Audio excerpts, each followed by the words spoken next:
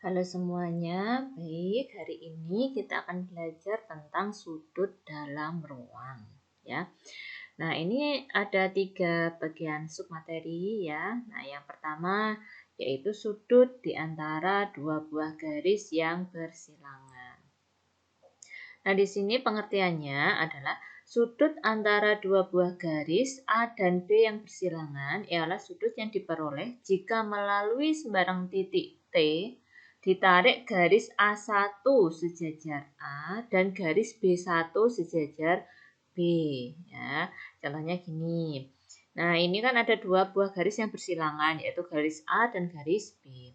Caranya untuk mendapatkan sudut dari A dan B ini yaitu kita buat garis yang sejajar dengan A yaitu A1 dan garis yang sejajar dengan B yaitu B1 di mana A1 dan B1 ini bertemu pada sebuah titik atau A1 dan B1 ini berpotongan. Jadi di sini adalah besarnya sudut pada atau sudut yang dibentuk antara garis A1 dan garis B1.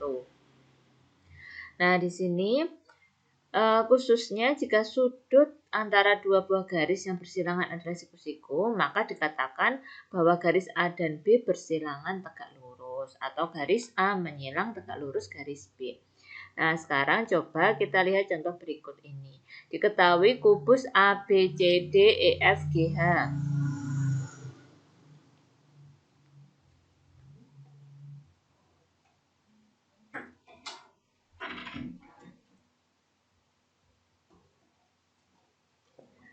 Nah, ini diketahui sebuah kubus A, B, C, D, F, G, H. AH dan BC merupakan garis yang saling bersilangan. Nah, ini kelihatan ya.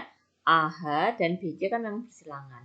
Tentukan sudut yang terbentuk dari garis AH, dan garis BC jika panjang sisi kubus tersebut adalah 5 cm. Nah, caranya yaitu untuk mencari sudut antara AH dan BC, maka kita harus mencari titik potong ya antara AH dan BC. Nah, tetapi kan AH dan BC ini 2 buah garis yang bersilangan, jadi mereka tidak mungkin berpotongan. Nah, caranya berarti kita bisa membentuk sebuah garis ya yang sejajar dengan AH atau sejajar dengan BC atau 2 buah garis yang masing-masing sejajar dengan AH dan BC, kemudian kita ambil potongannya ya. Nah, di sini bisa kita lihat garis BC itu kan sejajar dengan garis AD, ya kan? Karena pada sebuah kubus. Kemudian garis AD dan garis AH di sini dia berpotongan di titik A, ya. Jadi sudut antara garis AH dan BC sama saja dengan sudut antara AH dan AD. Nah, di sini sudutnya kalau kita membentuk sudut ini ya, HAD ini ya. Nah, sudutnya adalah yang berwarna hijau ini ya, bukan yang berwarna ungu. Tapi kita ambil yang lancip. Jadi, di sini besar sudut antara AH dan BC sama saja dengan besar sudut antara AH dan AD yaitu sudut DAH. Nah, bagaimana mencarinya? Nanti ini akan saya keluarkan ya segitiga ini. Segitiga DAH ini. Nah, DAH ini, nah setelah saya keluarkan DAH, saya keluarkan menjadi ini ya. Nah, kemudian perhatikan sudut DAH di sini dia siku-siku di titik D ya.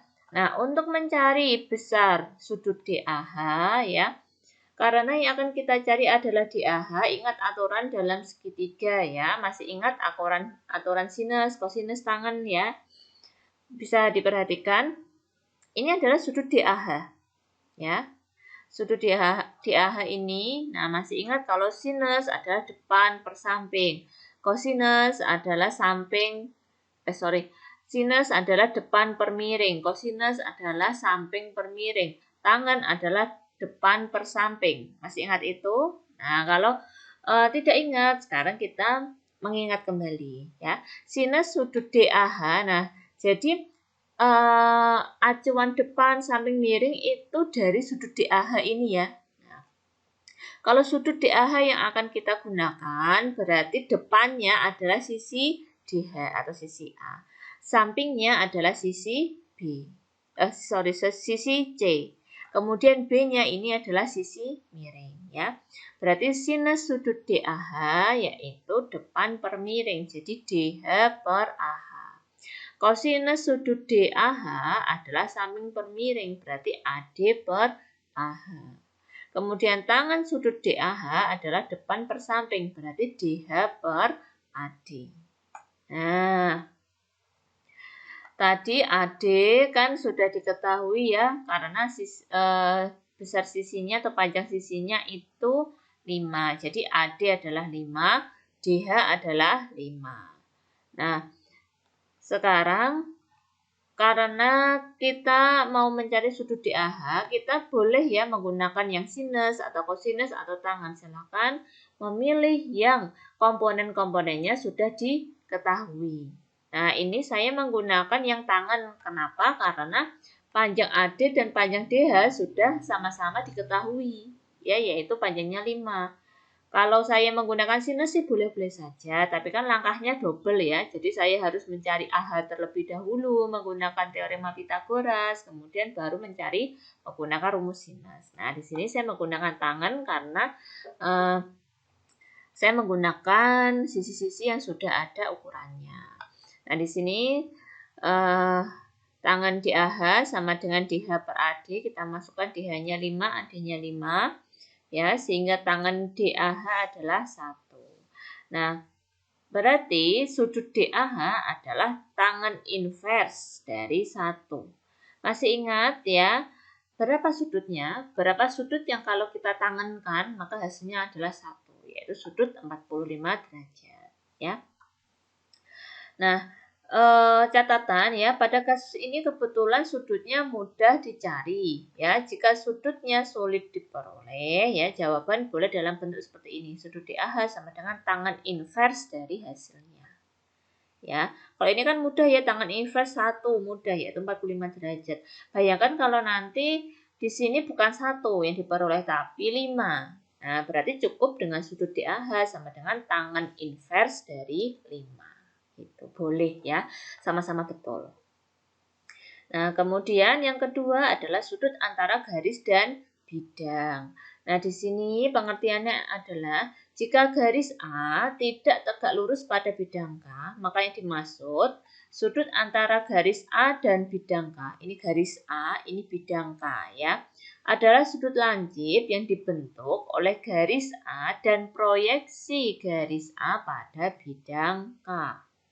Masih ingat ya proyeksi ya. Nah, ini garis A ya. Kemudian di sini ini memotong bidang K. Nah, ini titik berarti dia sudah menembus bidang K. Nah, proyeksi dari garis A terhadap bidang K adalah garis A1. Nah, di sini berarti sudut antara garis A dan bidang K sama saja dengan sudut yang dibentuk antara garis A dan garis A1. Jadi ini sudutnya, ya. Oke. Nah, pada gambar A1 adalah proyeksi A pada bidang K, maka sudut antara garis A dan bidang K ditunjukkan oleh sudut lancip yang terbentuk oleh A dan A1. Nah, jadi nulisnya kayak gini.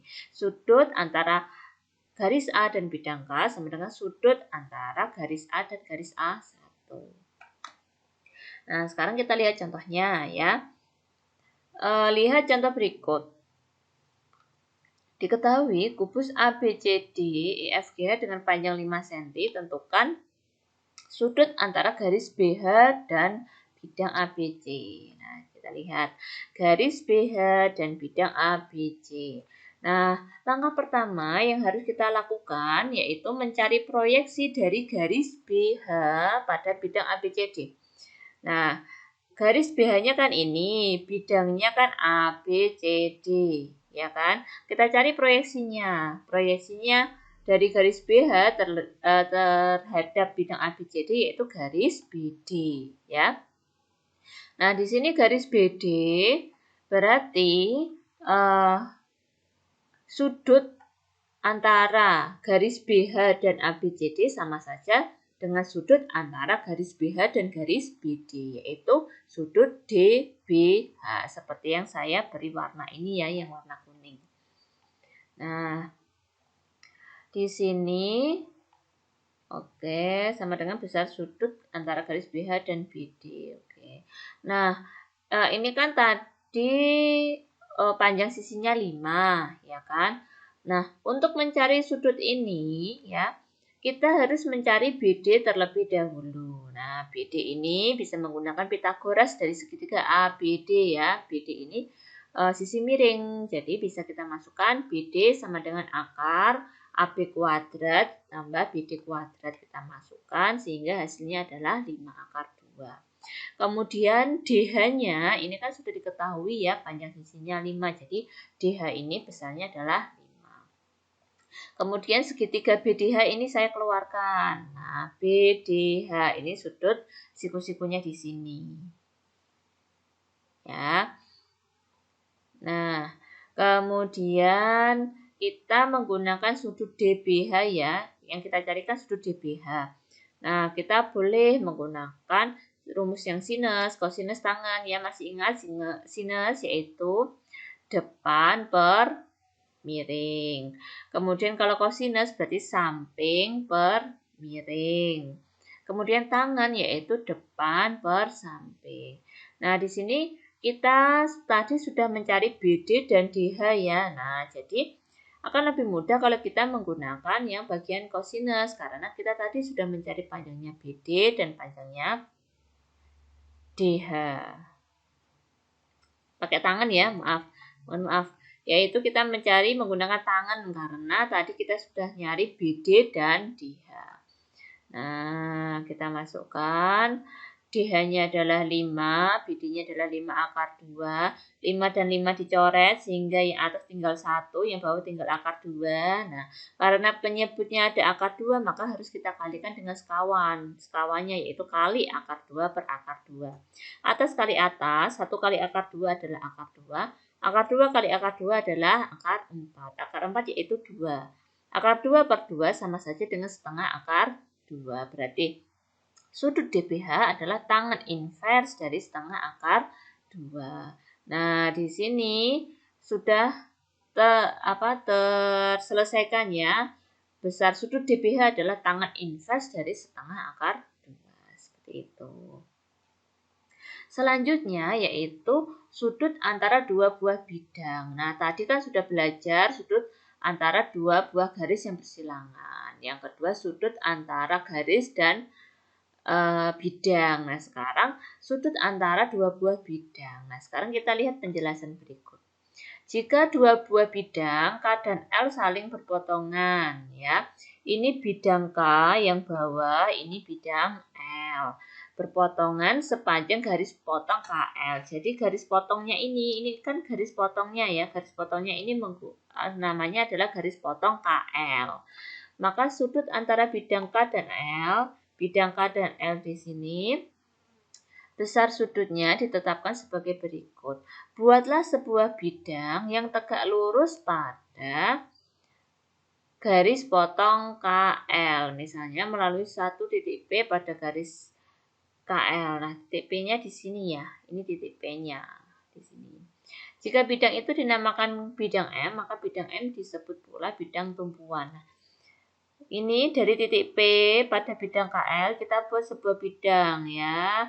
Dia di sini ya, garis ini tegak lurus terhadap KL. Garis ini yang saya tunjuk ini juga tegak lurus terhadap KL. Kemudian kita buat bidangnya. Nah, bidang M ini disebut bidang tumpuan. Apabila bidang M memotong bidang-bidang K dan L berturut-turut pada garis KM, nah, bidang M ini memotong bidang K pada garis KM dan memotong bidang L pada garis LM ini, maka sudut antara garis potong KM dan garis potong LM disebut sudut antara bidang K dan bidang L. Jadi sudut antara bidang K dan bidang L adalah ini ya, yang saya beri tanda sudut ini. Ini adalah sudutnya.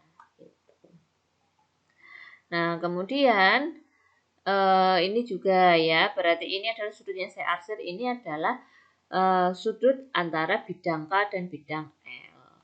Kemudian ini bidang V dan bidang H, berarti ini adalah sudutnya. Nah, di sini jika sudut antara dua buah bidang siku-siku atau 90 derajat, maka dikatakan kedua bidang itu saling tegak lurus. Nah, ini pada gambar misalnya bidang H tegak lurus bidang V.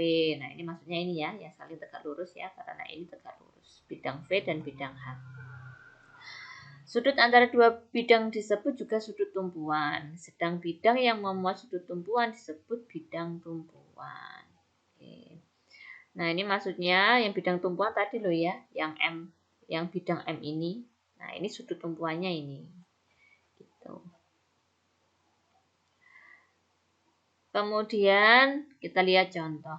Lihat contoh berikut. Diketahui kubus ABCDFGH yang panjangnya sisinya 5 cm. Tentukan sudut yang terbentuk antara bidang ADHE dan BDHF. ADHE, BDHF. Jadi sama saja ya. Ini perhatikan ADHE kan yang berwarna hijau bidangnya, kemudian BDHF yang berwarna pink. Nah, sudutnya yang dibentuk adalah ini ya, yang berwarna ungu ini. Ini adalah sudut yang terbentuk. Nah, kemudian kita menggunakan segitiga ADB, kita keluarkan. Nah, ADB. Di sini sudut siku-sikunya ada di A ya. Perhatikan bahwa panjangnya AD itu adalah 5 karena sisinya ya, panjang sisi, AB juga 5. Nah, untuk mencari sudutnya atau besar sudut D-nya atau besar sudut ADB, kita bisa menggunakan rumus tangan ya. Jadi tangan sudut BDA sama dengan AB per AD. Kita masukkan AB-nya 5, AD-nya 5 sehingga tangan sudut BDA sama dengan 1. Nah, di sini sudut BDA adalah tangan inverse dari 1 yaitu 45 derajat. Baik, terima kasih atas perhatiannya. Semoga apa yang kita pelajari hari ini memberikan manfaat bagi kita semuanya ya.